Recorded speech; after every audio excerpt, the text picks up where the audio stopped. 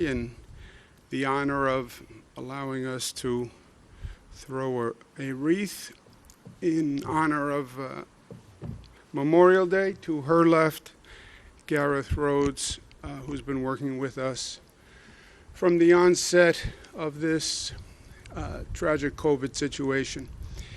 We're at the USS Intrepid Sea, Air, and Space Museum. This is a remarkable facility, and it's always a pleasure to be here. It was started by the Fisher family, which is one of the great families of the state of New York. Susan Marinoff-Zausner is here with us today, who's the president of the organization. We want to thank her for her kindness. And today we honor the service members who have lost their lives. We remember their families and the pain that they've dealt with. And we thank them all for their service, their bravery, and their sacrifice. I want to thank the Gelband family, Stu and Ellen, for being with us today and giving us the honor. And let's take a moment of silence in memory of all those who are fallen and wishing their families peace on this difficult day.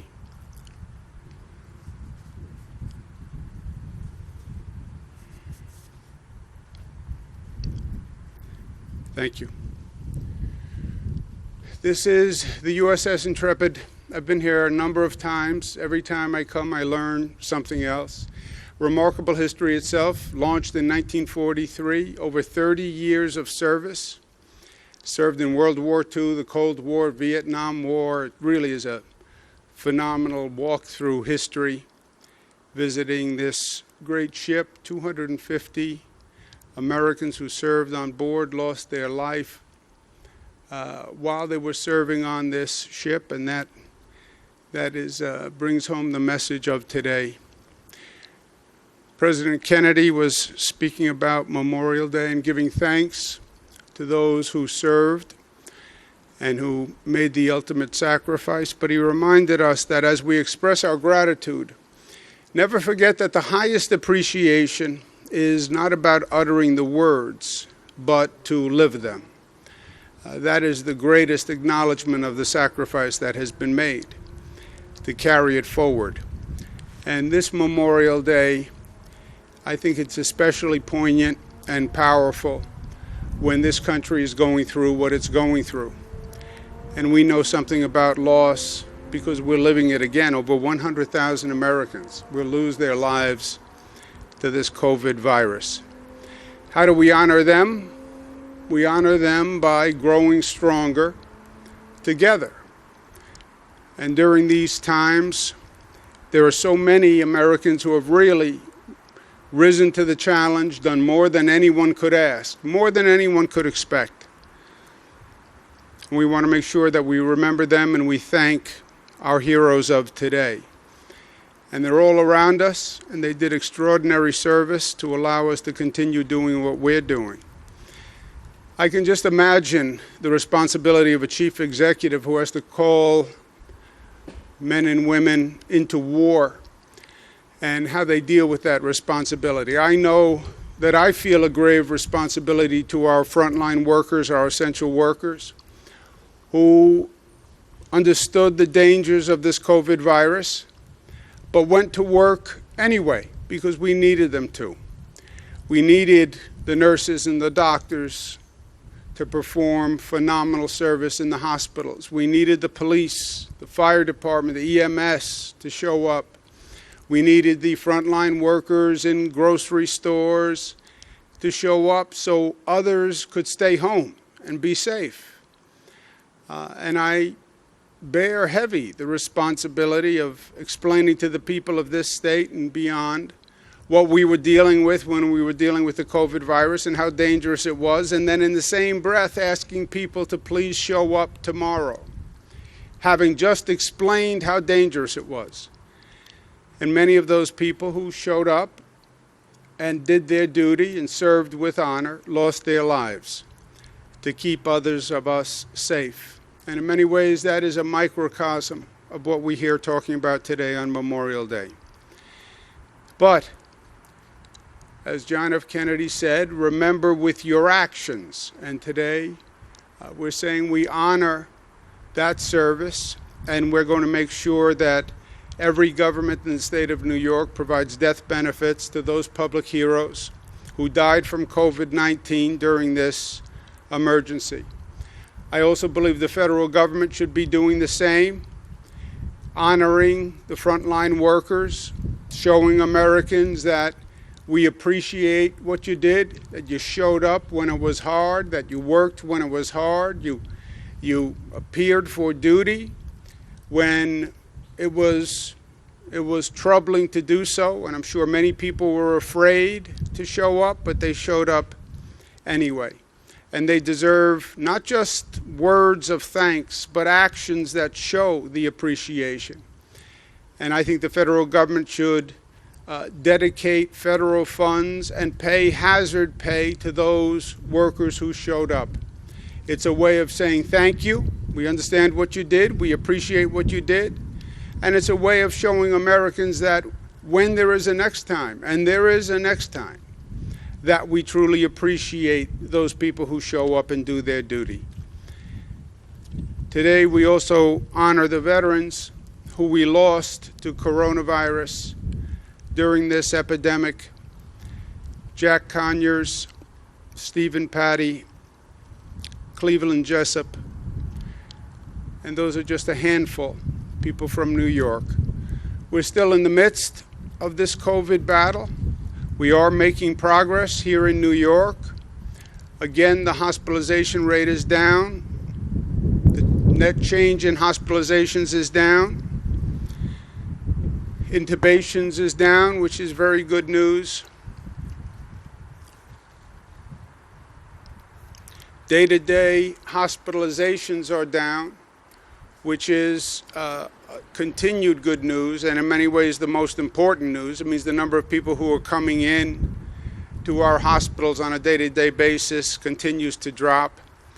And the most important number to me, the number of lives lost, 96, is still painfully high, but only in the relative absurdity of our situation is that relatively good news. And we remember those 96 families today. John F. Kennedy's words of appreciation were echoes of the thoughts of Abraham Lincoln after thanking those who lost their lives in the Civil War. It is for us, the living, to be dedicated here to the unfinished work that they have thus far so nobly carried on. It's about the unfinished work. That's what Abraham Lincoln said. That's what John F. Kennedy said. That's what almost every great leader of this country has said. It's about dedicating ourselves to the unfinished work. And we do that here in New York. We honor the memory of the fallen by going forward, by living, by growing, by advancing, by learning from it, by being stronger than ever before, by taking the values and principles of America that they lived and died for, and raising them to a new level, by rising even higher and even stronger than ever before. And we will do that. We will do that here in New York. We'll do that in this country, because America and New York are tough, smart, united, disciplined, and loving at the end of the day. And that has brought us to this point where this country is the strongest, best country on the globe, and it will take us forward. Questions? Yes, Governor, when you had required people in nursing homes who were working there to get tested twice a week, are you also requiring the patients to be tested as well? We are testing the patients. It's not really it is a requirement that the staff be tested twice a week. Some of the nursing home operators have pointed out that that's a burdensome task, and I understand that it is, but it is a requirement to maintain your nursing home license in the state of New York. We've known from day one that the nursing homes are the most vulnerable places for this COVID virus. We were introduced to it, Seattle, Washington, in a nursing home. Vulnerable population in the most vulnerable place in a congregate setting. So I understand the burden. We're working with them to get the testing, et cetera. But I want to make sure that we can all say at the end of the day that we did everything we could. We still lost 96 people yesterday. God and Mother Nature has a hand in this, but we did everything we could. They got the best hospital care, the best nurses, the best doctors, and still we lost 96 people. I want to make sure we can say that all across the board, and we can say that about nursing homes. And that's why it is a requirement to test the staff. We're also testing the patients, the residents of nursing homes. I wouldn't call it a requirement, so to, but we are testing all the people in nursing homes. Criteria for that? When would they be tested? They're tested on an ongoing basis. It's happening now. They're tested by nursing home staff, or we have state personnel who are doing the testing. But the whole thing with this virus is to find it early and isolate. And again, nursing homes are the prime breeding ground for this killer. Governor, on the death benefits, is this funded by the state, given the state's finances? I'm sure it's difficult. And who qualifies as a frontline worker on this? Yeah, it's funded. Any public employee who works in the state of New York, whether you're a city employee, county employee, state employee, that local pension fund or state pension fund will pay those benefits. Frontline workers, we have a full list, but they're the people we've been discussing. It's the frontline public health care workers, police workers, EMS workers, fire department workers, the people who showed up. And look, they showed up because I asked them to show up. They showed up because I required them to show up. There's not a transit worker who drove a bus or conducted a train, or a nurse who didn't walk into an emergency room who wasn't scared to death. They knew what we were talking about. I mean, it was enough to shut down society, right? Tell everyone to stay home. But then in the same breath, I say to them, you have to go to work in the morning. It weighed heavily on me, it still does, that I had to ask people to do that, to put their lives literally in danger. And we knew they were putting their lives in danger, and that they did it anyway. I have such respect and esteem for what they did. And I want to make sure that we repay that, not just by saying thank you and running nice television commercials, right? That's why I use the words of JFK and Abraham Lincoln. You want to say thank you, show that you're grateful. Show the respect. And the least we can do, and I would say what we must do, is for their families, those who died from the COVID virus, make sure they get the appropriate death benefits. I know that it's based on numbers, but given the data that you've been looking at, Mayor de Blasio has said that New York City could open sometime around mid-June, which is actually not that far away. Based on the data you're seeing, is that a possibility? You know, Zach, there's only one set of numbers, right? This is not pick your numbers here. We have statewide criteria. They are the same all across the state. And we know where we are on each of those criterion on any given day, and they're posted on the website. So there's one set of numbers, we all know the numbers. The question is, at what point do the numbers drop to the reopening threshold? Now, people can speculate, people can guess. I think next week, I think 2 weeks, I think a month. I'm out of that business because we all failed at that business, right? All the early national experts, here's my projection model, here's my projection model. They were all wrong. They were all wrong. Now, there are a lot of variables. I understand that. We didn't know what the social distancing would actually amount to. I get it. But we were all wrong. So I'm sort of out of the guessing business, right? We watch the numbers. We prepare as the numbers drop So when the number actually hits the threshold, we're ready to go. We just finished that. We're in the midst of that with Long Island, Mid-Hudson region, et cetera. But just, I don't want to guess. There is a letter to you from Staten Island elected officials on that same notion that they've already hit all of your metrics and that they're asking you to separate them out from the other 4 counties of New York City. Would you consider doing that? Yeah, but then what you would have to say is Staten Island is a place unto itself, right? And I understand the Staten Island mentality, and I love Staten Island, and I have a lot of friends there. But it's not a place unto itself for this purpose. If you live on Staten Island, you very well may be working in Manhattan. You're traveling through the New York City area.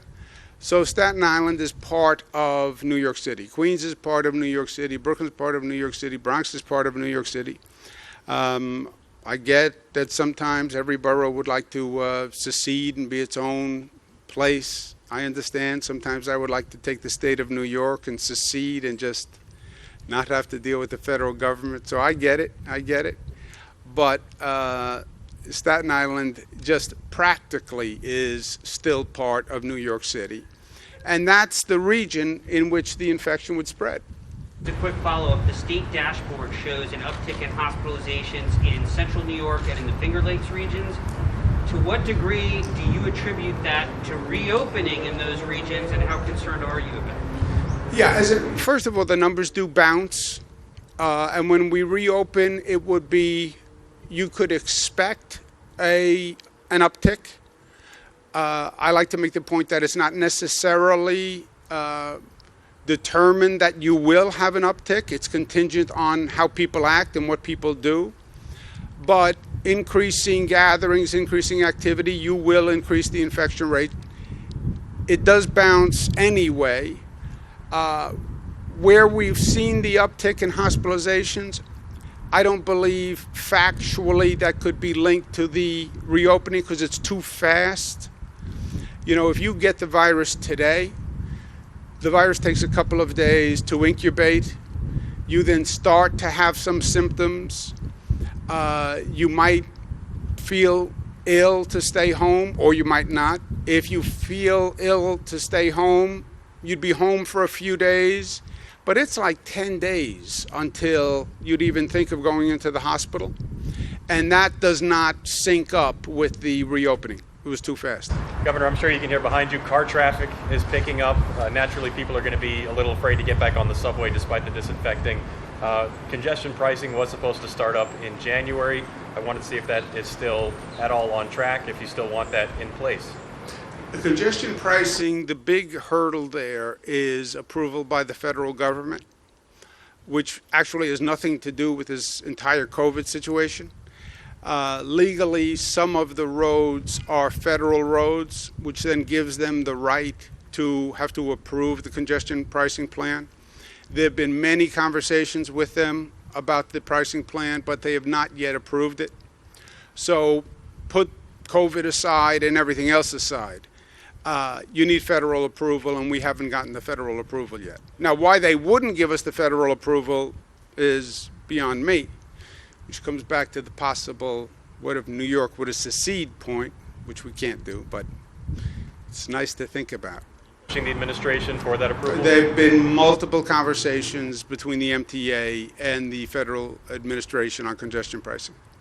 What do you think of when you see pictures? I'm sorry. What do you think of when you see pictures of people in the Lower East Side, the Upper East Side, gathering without their masks in front of bars or restaurants, and even some of these other pictures in the country where there's mass gatherings, and pools, and beaches, and no social distancing?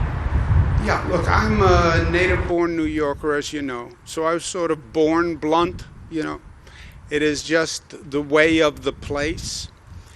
And on the facts, you can reopen, you can increase activity without increasing virus spread. Be smart. I talk about the masks, and I'll talk about the masks until I am blue in my face because they work. They work. It is still inconceivable to me that the frontline workers have a lower infection rate than the general population. The nurses and doctors who were in an emergency room have a lower infection rate than the general population. The transit workers driving the subways have a lower infection rate than the general population. The police have a lower infection rate than the general population because they use the PPE. It works. Why you wouldn't use it? There's no legitimate, rational explanation. Well, I don't like the way it looks. You know what? Paint something on the mask, right? Get a new color. You know, you can get a designer mask. It's such the opposition is so trivial and nonsensical relative to the risk. You could get sick. You could make somebody else sick, even if you think you're a Superman or Superwoman. You could bring the virus home and get someone sick, and it winds up killing them. So it's not smart. It's not smart. My colleague, Melissa DeRosa, said yesterday, it was stupid. That's another way of saying not smart. Sort of the hyper New York way of saying that. Takes less words. But yeah, so. That more people are ignoring or declining to wear a mask and ignoring social distancing because they see the numbers go down and they just think, oh, okay, it's all better now. Yeah, the number goes down until you go out and don't do the PPE and don't do the mask, and then the number will go up. And who's going to determine what happens to the number? The person in the mirror determines that number. You tell me what people do today, I'll tell you what the infection rate is 3, 4, 5 days from now. And if they're not smart, the number will go up, and then we'll have to slow down the reopening, which is what you're seeing all across the country, by the way. Our number's going down. The rest of the country, the number's going up. Why? Because they never took it seriously. Reopened too fast, reopened without monitoring, reopening without controls, the number goes up. And they haven't even looked at the history on this. I know history isn't cool anymore. I like to talk about history, and some people point out that, nobody really cares what happened 100 years ago. I get that. But sometimes you pick up a little hint. We had the 1918 pandemic. You look at the places that didn't close, they had a much higher infection rate. And then it comes back in a second wave. So it's not smart. It defies history, defies everything we know, defies common sense. On the eviction moratorium. Other than that, I don't have any strong feelings on the matter.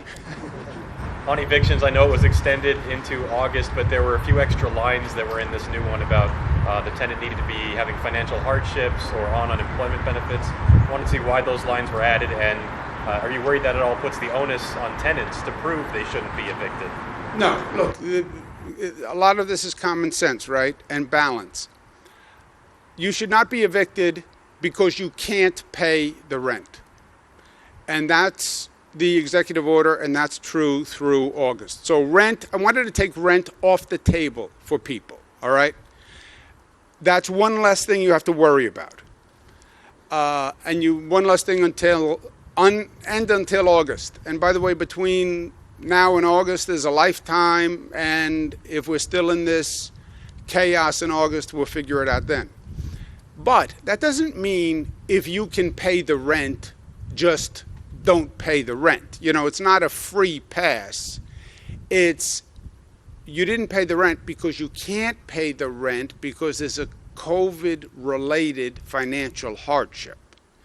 You have to be in a position where you can't pay. For that?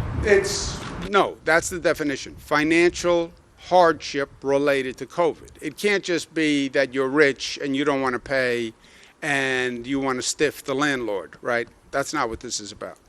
Any freeway deals with the legislature? I know that they've been looking at some bills. They want to come back into session this week. And do you think we could be looking at kind of a big legislative package before they officially get out of session? The legislature is going to come back this week. I think that's good. I've been talking to the legislative leaders all through this, so There's nothing that we have done that I didn't talk to the Assembly about and the Senate about. The question is what they do, right? Legislatures tend to spend money, right? That's basically the power of the purse. The problem in this situation is we don't have any money. We have a $13 billion deficit. We're now looking at cutting school aid 20%, cutting local governments 20%, cutting hospitals 20%. The only possible good news is if the federal government actually acts responsibly and provides funding for state and local governments. Otherwise, we don't have money. And any additional money we spend increases the cuts to school aid, local government, and hospitals. It's a zero-sum game. There is no printing press in Albany that makes money. We now owe $13 billion. You want to spend more money? Now we owe $13 billion and $1. And where do we get that from? From cuts to schools, education, etc. So that's the context in which they're operating. There are a lot of good things I would like to do. I would like to get more money to food banks right now. I would like to do more, frankly, for the frontline workers right now. There's a lot of good work that you could do now, people who need help. But it all takes money, and we don't have it. And the trade-off is that money is going to come from additional cuts in school aid, and additional cuts to hospital, and additional cuts to local governments, which fund police, fire, etc., which are the last people who should be cut. And again, the only wiggle room is maybe we get federal funding. And that's what I'm working very hard to do. But otherwise, this is all going to be how much we cut really essential services in the state, and I wouldn't make that any worse. Revenue neutral bills they're looking at? Yeah, revenue neutral is great. Then it just has to be smart. Thank you very much. Thank you.